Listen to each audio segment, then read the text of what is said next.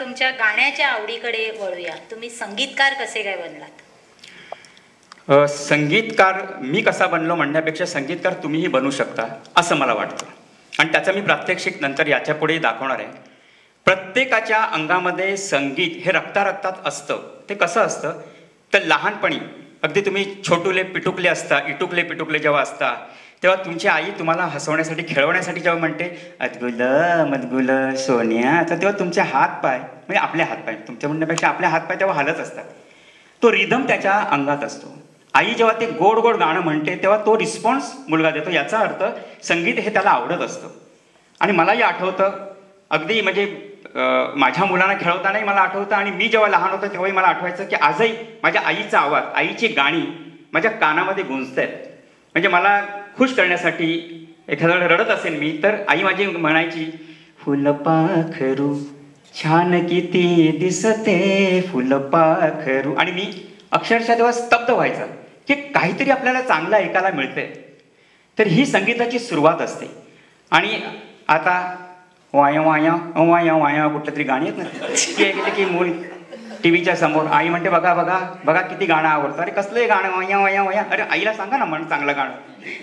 पण ही गाणी जसा काळ बदलत जातो तसतसं ती गाणी आवडत जातात. परंतु संगीतच आहे ना ते. संगीत चांगलं वाईट याला पण तुम्ही नावं ठेवू शकत नाही. की जे आवडतं तुम्हाला, जिथे तुमचे पाय हलतात, जिथे तुम्ही स्तब्ध राहतात, जिथे तुमचे कान टवकारतात, ते संगीत चांगलं. मग ते कुठलंही आत्ताचं इकडचंही संगीत असो, पाश्चात्य असो किंवा भारतीय असो किंवा कुठल्या आणखीन प्रांतातलं असो, ते संगीत आपलं आहे. आणि त्यामुळे काय झालं की कॉलेजमध्ये असताना किंवा शाळेमध्ये असताना जेव्हा मी हे सगळं गाणं ऐकलं आणि मी ठरवलं की आपण गायक व्हायचं. आणि मग मी शाळेमध्ये जेव्हा गेलो तेव्हा मला पहिलंच गाणं जेव्हा मी गायलो ना तेव्हा मला अक्षरशः 2 कप, कितवीत होतं अगदी म्हणजे 3री 4थीत काहीतरी असेल मी. आणि तेव्हा मला आमच्या प्रिन्सिपलबाईंनी 2 कप दिले. एक छोटा कप दिला, मोठा कप दिला. एका गाण्यासाठी 2 कप. पहिला लहान कप जो होता तो गाणं गायल्याबद्दल दिला आणि दुसरं गाणं लवकर बंद केल्याबद्दल. आणि मग कॉलेजमध्ये सुद्धा. पण म्हणजे नंतर मला मी ठरवलं की आपण आणखी स्टेजवरती काम करायचं. त्यामुळे नंतर मला एका नाटकामध्ये काम दिलं. अत्यंत महत्वाची अशी मला भूमिका दिली. प्रमुख भूमिकाच म्हणायला पाहिजे ती, कारण माझ्याशिवाय नाटक सुरूच होत नव्हतं आणि बंदही करू होत नव्हतं. कारण पण मी पडदा ओढायचं काम करत होतो.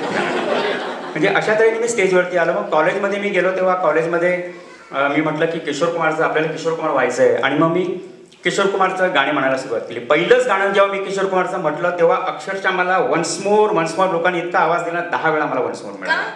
ते म्हणाले की जोपर्यंत हे गाणं बरोबर गात नाही ना वन्स मोर असेल. तर अशा तऱ्हेने माझं संगीताची कारकीर्द सुरू झाली.